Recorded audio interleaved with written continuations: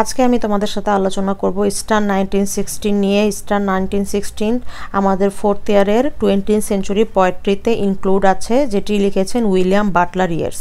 এটা হলো একটি হিস্টোরিক্যাল পোয়েট্রি বা হিস্টোরিক্যাল পোয়েম, যেখানে মূলত কবি উইলিয়াম বাটলার ইয়েটস বা ডব্লিউ.বি. ইয়েটস ইস্টার সানডেতে 1916 সালে ওই সপ্তাহে একটি আন্দোলনের কথা তুলে ধরেছেন, যেটাকে বলা হয়েছে এখানে ইস্টার রাইজিং, এবং সেটি ডাবলিন আয়ারল্যান্ডে ইস্টার উইকে 1916 সালের এপ্রিলে এই বিদ্রোহটা হয়। ঠিক আছে, তো আমি একটু লাইন বাই লাইন পরে আলোচনা করছি। Easter 1916 is a famous poem written by William Butler Yeats বা W.B. Yeats, one of Ireland's greatest poet.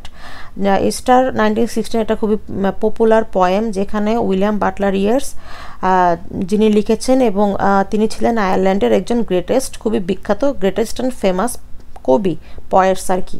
The poem reflects on the Easter rising. এই পোয়েমটা ইস্টার রাইজিংয়ের ব্যাপারে রিফ্লেক্ট করে।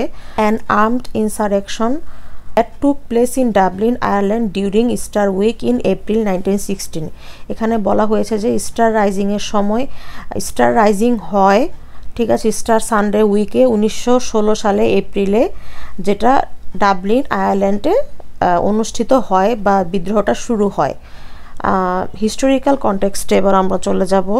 The Easter Rising was organised by Irish Republication to end British rule in Ireland and established an independent Irish Republic। এখানে বলা হয়েছে Easter রাইজিংটা এই কারণেই করা হয়েছে যাতে আমরা আয়ারল্যান্ডের মানুষরা ব্রিটিশ রুল থেকে, যখন আমাদের ব্রিটিশদের নেতৃত্ব ছিল পুরো পৃথিবীতে, ব্রিটিশরা যে দেশটা শাসন করেছিল, তারা আয়ারল্যান্ডকে এভাবে শাসন করেছিল, সেই ব্যাপারে একটি ইস্টার রাইজিং আন্দোলনটা শুরু হয়, এবং established and independent Irish Republic, এবং তাদের টার্গেট ছিল যে তারা একটি স্বাধীন একটা দেশ তৈরি করবে, যেখানে কারো কোনো আধিপত্য থাকবে না, কারো কোনো শাসন থাকবে না। তো এটাই বোঝানো হয়েছে। তো পরের লাইনে আমরা দেখতে পাচ্ছি, এখানে আছে it began on April 24, 1916 and lasted for about a week. এটা বলা হয়েছে এখানে এটি মূলত শুরু হয় এপ্রিল 24 এপ্রিল 1916 সালে, এবং এটা প্রায় এক সপ্তাহের মতো অব্যাহত থাকে। Although it failed militarily, the brutal execution of its leader by the British caused a shift in public opinion, eventually fueling the fight of Irish independence। এটার লাইনটা একটু কঠিন, তাই আমি এখানে বাংলায় অনুবাদ করে দিয়েছি যে যদিও এটি সামরিকভাবে ব্যর্থ হয়, মানে ইস্টার রাইজিংটা যে প্রতিবাদটা শুরু হয় সেটা সামরিকভাবে ব্যর্থ হয়, তবুও বিদ্রোহ নেতাদের মৃত্যুদণ্ড দেওয়া হলে বিদ্রোহ নেতাদের যে মৃত্যুদণ্ডটা দেওয়া হয় ওই সময় ওই আন্দোলনে জনগণের দৃষ্টিতে পরিবর্তন নিয়ে আসে। এটা এই লাইনটার বাংলা আমি বলছি। পরবর্তীতে এটি আয়ারল্যান্ডের স্বাধীনতা আন্দোলনের মূল প্রেরণা হয়ে ওঠে। তো কি বলেছে এখানে যে অলদো ইট ফেইল্ড মিলিটারিলি, এটা যদিও মিলিটারিভাবে ফেইল্ড হয়, তবে বিদ্রোহ নেতাদের যে মৃত্যুদণ্ডটা দেওয়া হয় এটা জনগণের দৃষ্টিতে খুব বড় পরিবর্তন নিয়ে আসে। ঠিক আছে, মানে এটা সামরিকভাবে ব্যর্থ হলেও সেটা এক ধরনের পরিবর্তন নিয়ে আসে, যেটা আয়ারল্যান্ডের স্বাধীনতা আন্দোলনের মূল প্রেরণা হয়ে ওঠে। এর পরবর্তী যে আন্দোলন, সে আন্দোলনের মূল প্রেরণা হয়ে ওঠে। Yeats personal connection. Yeats was deeply affected by the rising, he had mixed feeling. তাহলে ইয়েটস কি বলেছে যে এই রাইজিংয়ের ক্ষেত্রে ইয়েটসের খুব একটা গভীর মনের ভিতর থেকে খুব গভীর একটা অনুভব প্রকাশ হয়েছে, তাকে নাড়া দিয়েছে মনের ভিতরে। হি হ্যাড মিক্সড ফিলিংস, এবং তার একটা মিশ্র প্রতিক্রিয়া ছিল, ফিলিং ছিল, অনুভব ছিল। Admiration of the courage of the revolutionaries। Admiration for the courage of the revolutionaries বলতে বোঝানো হয়েছে এই যে যারা বিদ্রোহ করেছে তাদেরকে তিনি সম্মান জানিয়েছেন, তাদেরকে তিনি অ্যাডমায়ার করেছেন, তাদের প্রতি শ্রদ্ধা প্রকাশ করেছেন, এরকম বোঝানো হয়েছে। Grief over the violence and death. Grief মানে দুঃখ প্রকাশ করা। এই যে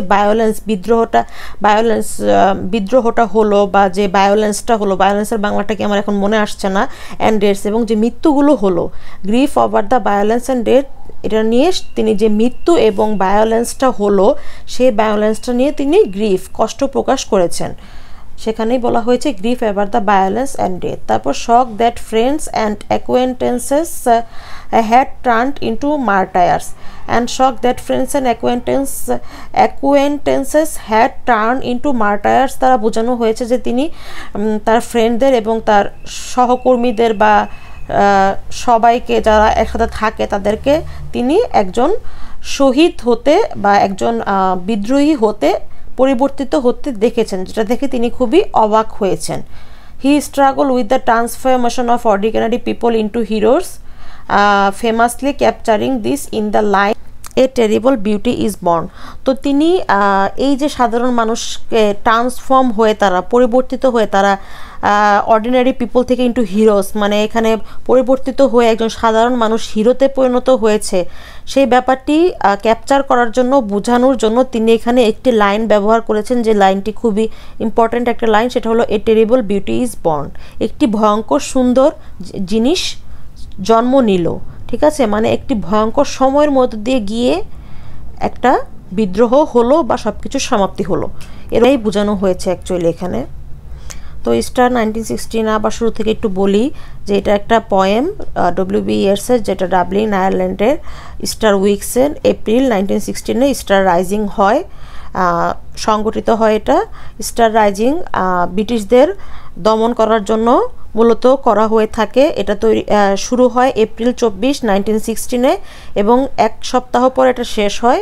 এটা যদিও সামরিকভাবে ব্যর্থ হয়, তবুও বিদ্রোহের মাধ্যমে নেতারা যে মারা যায় সেটা জনগণের দৃষ্টিতে একটা বড় পরিবর্তন নিয়ে আসে এবং এটা ইয়েটসের পার্সোনাল কানেকশনে এটা তারা তাদের অ্যাডমায়ার করে ইয়েটস, তারা তাদের সাহসিকতার সুন্দর বর্ণনা দিয়ে তাদের প্রতি দুঃখ প্রকাশ করে এবং খুবই নিজের স্বচক্ষে দেখতে পায় যে কিভাবে একজন সাধারণ মানুষ একটা হিরোতে পরিণত হয়, যার ফলে তিনি একটি লাইন এখানে বলেন যে এ টেরিবল বিউটি ইজ বর্ন। তো আজকের মতো এই পর্যন্তই। নেক্সট ভিডিওতে আমি ইনশাল্লাহ এটার সামারি এবং থিম নিয়ে আলোচনা করব। আল্লাহ হাফেজ।